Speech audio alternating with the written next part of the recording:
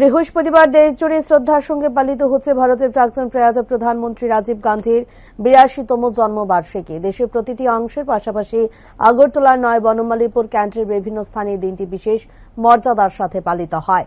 উপস্থিত ছিলেন নয় বনমালীপুর ক্যান্টের কংগ্রেসের বিধায়ক গোপাল চন্দ্র রায় সহ স্থানীয় কংগ্রেসের নেতা কর্মীরা।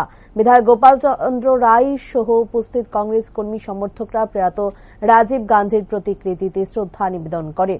এদিকে প্রয়াত প্রাক্তন প্রধানমন্ত্রী রাজীব গান্ধীর ৮২তম জন্মদিবস পালনের অনুষ্ঠানে উপস্থিত থেকে বিধায়ক গোপাল চন্দ্র রায় জানান, দেশের কম্পিউটার প্রচলনে রাজীব গান্ধীর অবদান বিশেষভাবে উল্লেখযোগ্য।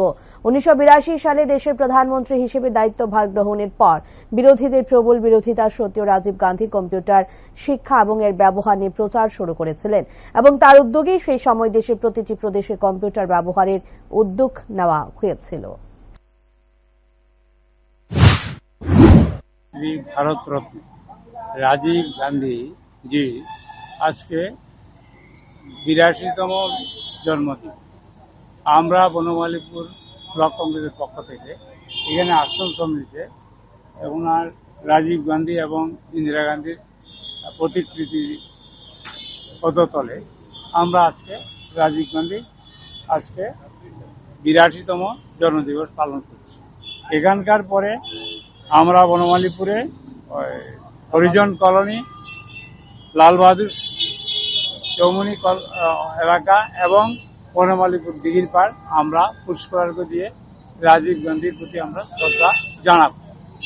আপনারা জানেন যে রাজীবজি প্রথম প্রধানমন্ত্রী, যখন 1984-এ প্রধানমন্ত্রী হন ইন্দিরা গান্ধীর প্রয়াণের পরে, উনি প্রথম ভারতবর্ষে কম্পিউটার এবং আইটি সেক্টরে ডেভেলপমেন্ট করেছে। এই জন্য আজকে বিশ্বের দরবারে আমরা ভারতবর্ষ আজকে সায়েন্স এন্ড টেকনোলজিতে আজকে আমরা একটা বিশেষ জায়গা 1, 2, 3 নম্বরের মধ্যে আমরা, এবং ভারতবর্ষে যারা একদিন 1984 সালে এই যে বর্তমান যে ডাবল ইঞ্জিন সরকার, তারাই বিরোধিতা করেছিল।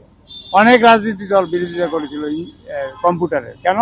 কম্পিউটার আসলে কি হবে? বেকার বেড়ে যাবে। আজকে দেখা যাচ্ছে তাদের পার্টি অফিসে, এই ডাবল ইঞ্জিন সরকারের পার্টি অফিসে, সরকারে ঘরে ঘরে কম্পিউটার। এটার জন্য কৃতিত্ব দিতে হবে আমাদের প্রয়াত প্রধানমন্ত্রী রাজীব গান্ধী। আমি যেটা বলছি, আমরা আজকে সানুনয়ভাবে উদ্যোগের সঙ্গে এখানে আমরা বনমালীপুরের আজকে ব্লকের এখানে আমরা আশ্রম সমিতিতে মেইন অনুষ্ঠান করছি। এখন পতাকা উত্তোলন হয়েছে, এখানে আছেন বনমালীপুর।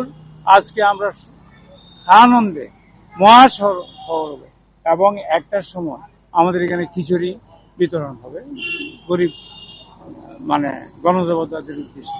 ধন্যবাদ।